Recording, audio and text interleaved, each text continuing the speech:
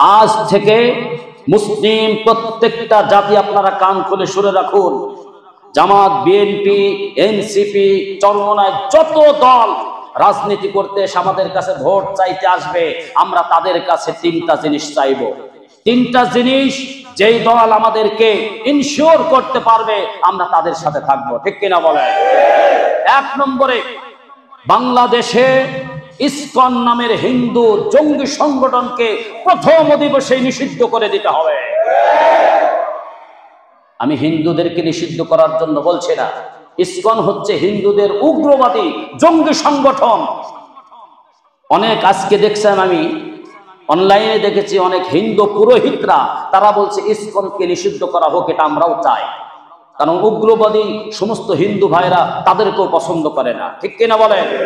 সুতরাং এক নম্বরকে তাদেরকে নিষিদ্ধ করবেন কিনা আপনারা কথা দেন, ইশতিহারে এটা প্রকাশ করুন।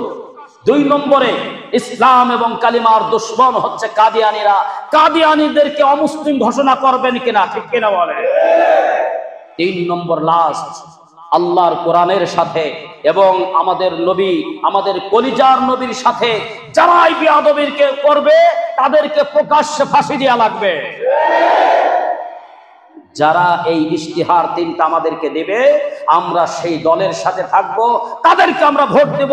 এর বাইরে যদি কেউ কথা দেয় এবং এই তিনটা ইশতিহার যদি তারা বুক ফুলিয়ে মুসলিম বঙ্গদেশে যদি তারা না দিতে পারে, তাদের সাথে বাংলার মুসলমান থাকবে না। এটা স্পষ্ট ভাবে আপনারা জানবেন।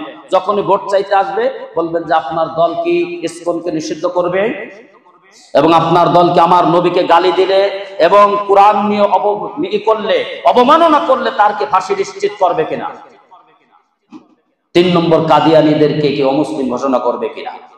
কিছুদিন আগে অপূর্ব মণ্ডল আপনারা দেখেছেন, একটা বিশ্ববিদ্যালয় কোরআনের উপরে পা রাখিয়ে নাচানাচি করেছে।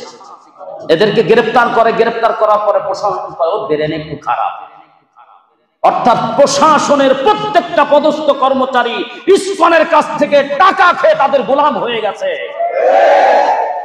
এদেরকেও পরিবর্তন করতে হবে। সম্মানিত হাজিরিন, এই কয়েকটা বিষয় আপনাদের সবাইকে সজাগ থাকতে হবে এবং আপনাদের আশপাশে, আমাদের আশপাশে কোনো মুসলিম তরুণীর সাথে যদি কোনো হিন্দু যুবক সম্পর্ক করতে চায়, ওর হাত পা ভেঙ্গে একেবারে শেষ করে দিতে হবে, ঠিক কিনা? তুই মুসলিম, তুই পরিচয় প্রকাশ কর। মুসলিম সেজে কেন মুসলিম তরুণীর সাথে তুই সম্পর্ক করবি? এটা যদি আপনারা প্রমাণ করতে পারেন, সঠিক বিচার করবে।